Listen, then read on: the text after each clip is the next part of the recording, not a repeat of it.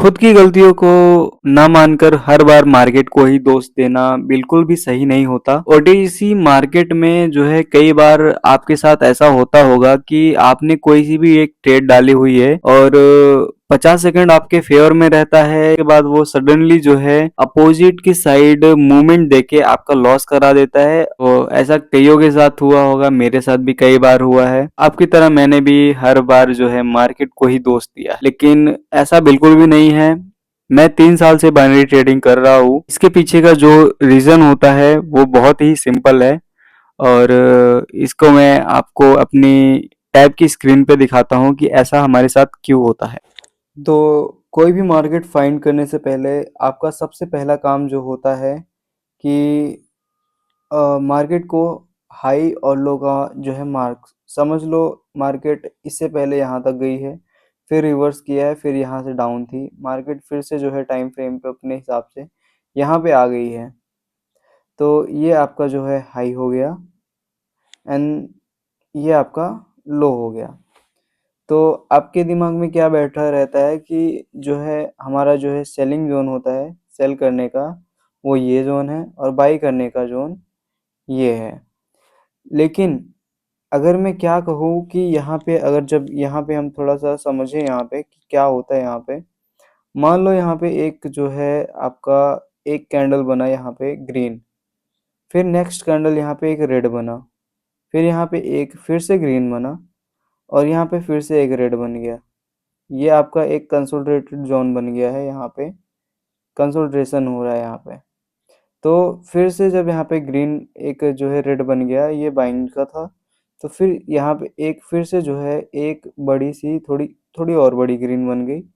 तो ये आपके अंदर क्या लाता है कि ये अपना सेलिंग जोन है।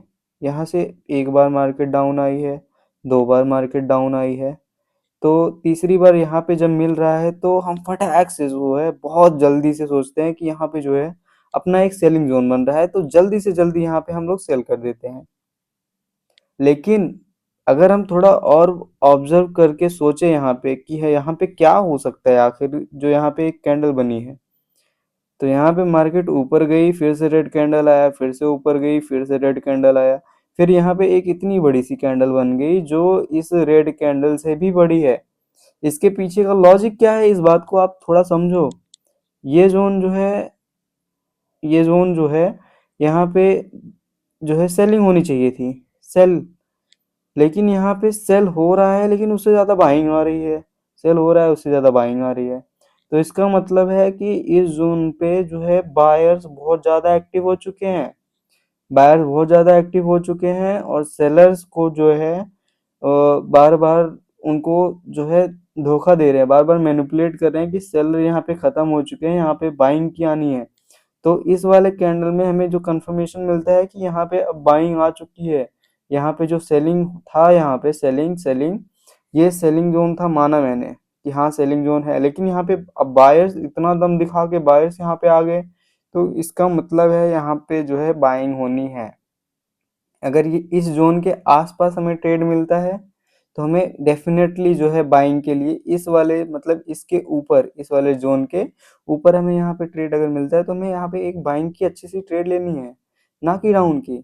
तो इसके पीछे का लॉजिक यही होता है कि यहाँ पे दिमाग में पहले से ही बैठा लेते हैं लोग कि यहाँ पे सेलिंग करनी है। लेकिन जब यहाँ पे अच्छी खासी बाइंग आ गई है, ये अपना जोन जो है टूट चुका है, ये बाइंग का जोन हो गया है अभी, क्योंकि जहाँ पे सेलर्स वीक पड़ रहे हैं वो बाइंग का जोन है। तो यहाँ पे बाइंग आई और फिर से अगर इसको अगर बाइंग की तरफ सेलिंग की तरफ नहीं जाना होगा, आपने सेलिंग की तरफ ही सोच रखा है कि हाँ सेलिंग ही करनी है, तो बाई चांस यहाँ पे एक रेड जोन फिर से जोन में आ गया। अगर फिर से जोन में आ गया तो ये थोड़ा कॉम्प्लिकेटेड हो जाएगा, तो आप इजी इजी वे में समझो, इसको छोड़ो। तो यहाँ पे जब यहाँ पे कंफर्मेशन मिल गया कि यहाँ पे अब सेलर कमजोर है, तो यहाँ पे अब बाइंग करनी है ना कि सेलिंग करनी है। यहाँ पे लोग जो है एक अच्छा जोन मान के यहाँ पे जो है मैक्स रिस्क जो है मैक्स कर देते हैं। यहाँ पे अगर एक ट्रेड डालनी है तो यहाँ पे 4-5 ट्रेड डाल देंगे। तो जब ये 4-5 ट्रेड लॉस होता है और ये बाइंग का कन्वर्ट हो जाता है, तो यहाँ पे जब बाइंग आएगी, कोई भी ट्रेंड का जो है अगर ब्रेकआउट होता है तो लगातार बाइंग ही आएगी। तो एक आध ट्रैप यहाँ पे दे के सेलिंग का, फिर से ये बाइंग की तरफ जाएगा, तो आपका सारा जो है कैपिटल वाइप आउट हो जाता है। तो इसके पीछे का यही रीज़न होता है, जो कैंडल जो बनेगा यहाँ पे, जब यहाँ पे जो है मान लो यहाँ पे एक्स्ट्रा कैंडल बनी है यहाँ पे, तो ये जब कैंडल बनता है ना तो थोड़ा-सा नीचे आता है पहले, पहले यहाँ पे थोड़ा-सा डाउन आएगा, फिर यहाँ पे जब इस वाले कैंडल का दम यहाँ पे दिखेगा ना, तो ये पूरा ऐसे जाके यहाँ पे लास्ट में ऐसे एक ग्रीन डोजी बन जाएगा। ग्रीन डोजी बनने के बाद ये वाला जो अपना जोन होता है वो कंफर्मेशन का जोन हो जाता है कि हाँ यहाँ पे बाइंग ही है। तो नेक्स्ट कैंडल में हम मैक्स रिस्क लेके जो है इस ट्रेड को विन कर सकते हैं। और ये इसी कैंडल पे हम लोग जो है लॉस करते हैं इस वाले पे। को सब्सक्राइब कर लो, और कोई सा भी पार्ट या कोई सी भी चीज़ें अगर प्रॉब्लम दे रही हैं तो प्लीज़ इंस्टा का जो है लिंक मेरे डिस्क्रिप्शन में है, तो आप मुझे वहाँ पे फॉलो करके मैसेज कर दो।